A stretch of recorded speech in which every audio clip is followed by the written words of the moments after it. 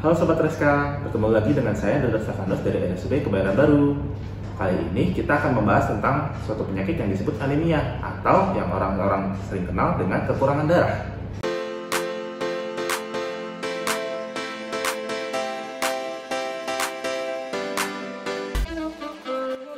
Anemia adalah suatu kondisi di mana kita mengalami kekurangan salah satu komponen dari darah, yaitu hemoglobin, di mana fungsi dari hemoglobin itu untuk mengangkut oksigen dan nutrisi untuk ke seluruh jaringan yang ada di dalam tubuh.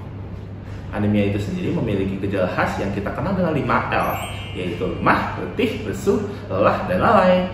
Selain itu, penderita anemia sering mengalami pandangan berkunang-kunang, pusing, kemudian bagian kelopak mata, kulit, kuku mengalami pucat. Sobat Reska, kita disebut mengalami anemia jika kadar hemoglobin kita di bawah nilai normal. Tapi, tiap orang memiliki nilai hemoglobin yang berbeda-beda ya, tergantung dengan jenis kelamin dan juga kelompok usianya.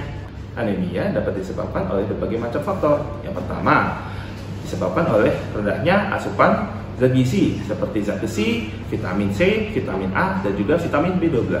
Yang kedua, dapat disebabkan oleh penyerapan zat gizi, yaitu zat besi yang sangat rendah. Misalkan kalau kita mengkonsumsi teh yang terlalu sering. Yang ketiga disebabkan oleh infeksi oleh parasit seperti cacing. Yang keempat dapat disebabkan oleh infeksi kronis seperti HIV dan AIDS. Yang terakhir dapat disebabkan oleh faktor genetik.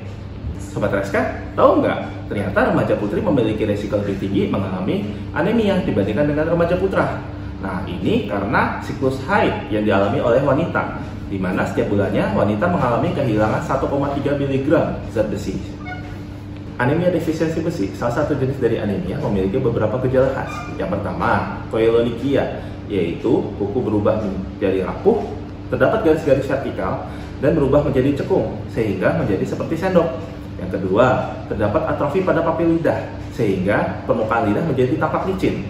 Yang ketiga, terdapat cheilitis angularis, di mana terjadi peradangan pada sudut mulut, sehingga berubah warna menjadi keputihan.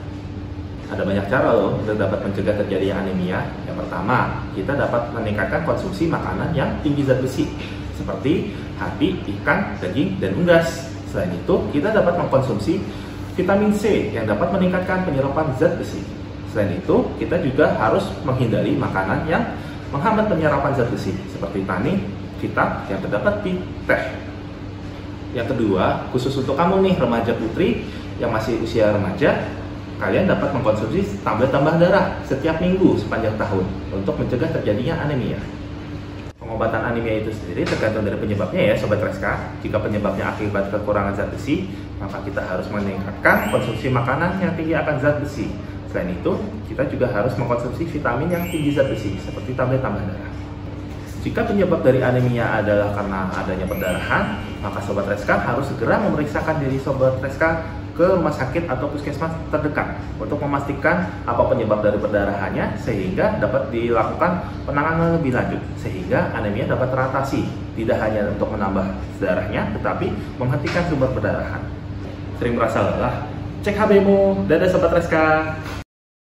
Sobat Reska, jangan lupa jaga kesehatan ya. Karena kesehatan Anda, kebahagiaan kami.